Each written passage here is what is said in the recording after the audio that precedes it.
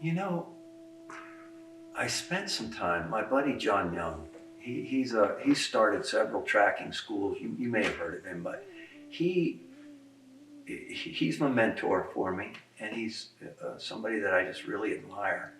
And he has dedicated his life to looking at how does he uh, support individuals and communities having a deep nature connection. And I got to spend a little time with him in Africa with the Sands Bushmen. And those people are so connected, like they're really connected to the land. You know, uh, their whole culture. You know, that subsistence living, and so they're not separated from the land like we are. And so when I spent that little bit of time with them, they're very conscious of what the effect of being disconnected is.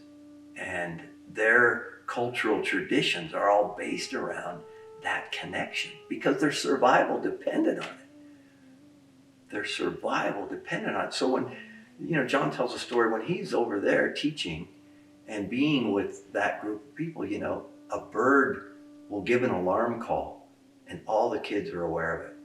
Everyone in the community is aware of it. Everybody changes their awareness and focus of, oh, something's happening, because their survival depends on that kind of connection and awareness when they're in their natural environment.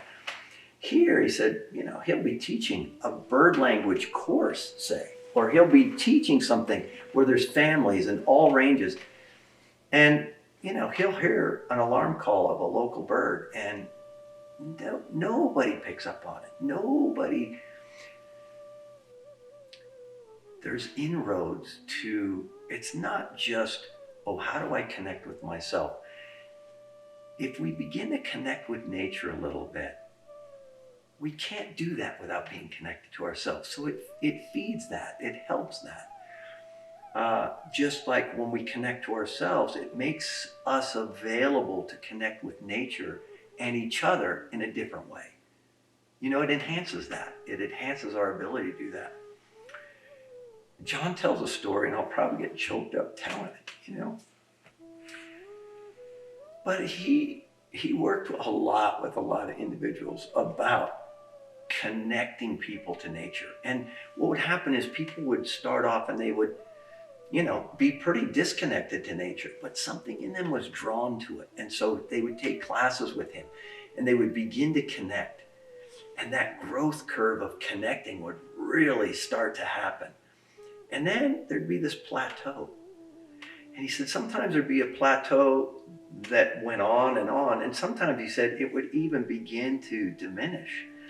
And he really got interested in that because he was like, what's happening in that? And he would talk to people, tell me about your journey of connecting, or why do you think you might be plateaued, when they would share that that's their experience. Well, John, I don't live in nature. I'm not close to it like you are. I live in a city, or it costs me money to get out and camp and do all these things. And, they had all the reasons, and they were good reasons and valid reasons. And at first he was kind of like, no, yeah, I get that. But it kept nagging at him, and he was like, what's really going on? And so he really sat with some of them. Tell me about your experience. Well, what happened at this point? What were you experiencing in nature and stuff?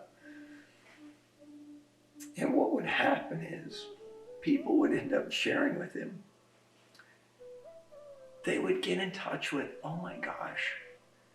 What happened was as I began to reconnect, I began to experience the grief of being disconnected. And the more you connect with nature, the harder it is to be around how we interact and treat the natural world. And so it just becomes so painful that people begin to shut down. So what he had to do was begin to design into his courses a way for people to deal with the grief that they were going to encounter and that comes up. And I think it happens in terms of being disconnected to ourselves. It happens in being disconnected to nature. It happens when you start to really connect with other people. You begin to go, oh my gosh, there's a grief that wells up in us.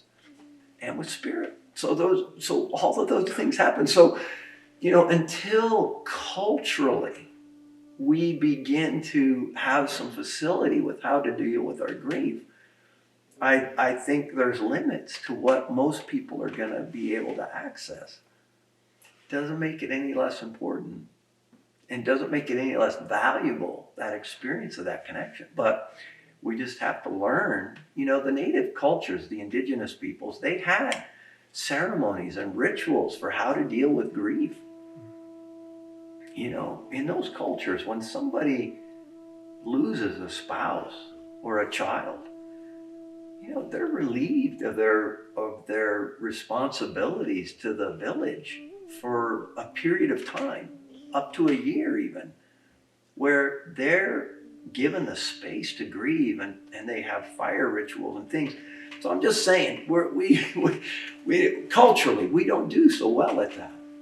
But when we're closed off to grief, we can't selectively close our beings down to different feelings. And so what happens is that when we mute and suppress and cut ourselves off from, disconnect from our grief and those kinds of feelings, it taints our availability to celebrate when you do connect, when you do, there's moments, and a lot of the people I know would all readily admit, we're the folks who happen to be moved to tears at a sunset, or when a horse does come over and you share some breathing, or when you share a truly intimate moment with another human being about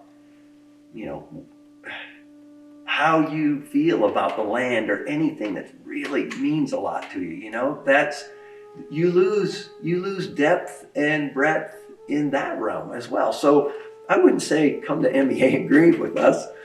I would say come and reclaim the fullness of what's possible for us as humans.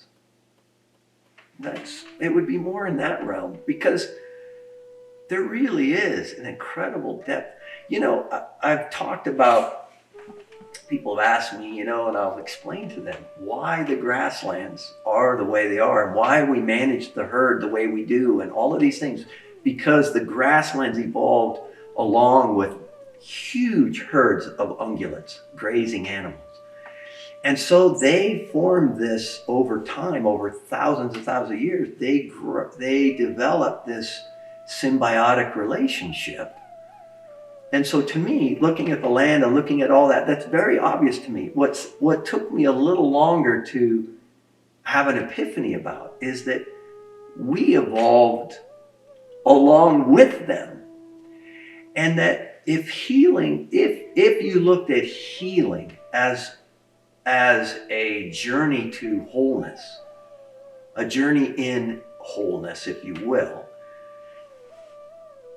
there's no way we can reach that wholeness if we don't integrate and reclaim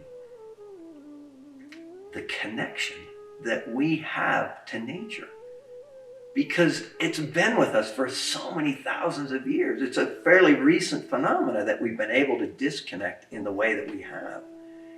And so our agriculture, various things are pointing to and beginning to facilitate that reconnection, that understanding. And when you begin to experience that reconnection, yes, there's grief, but there's also something that there's a wholeness and an integration that happens in us that I haven't found a good way to speak about yet and put words to, but it's so valuable.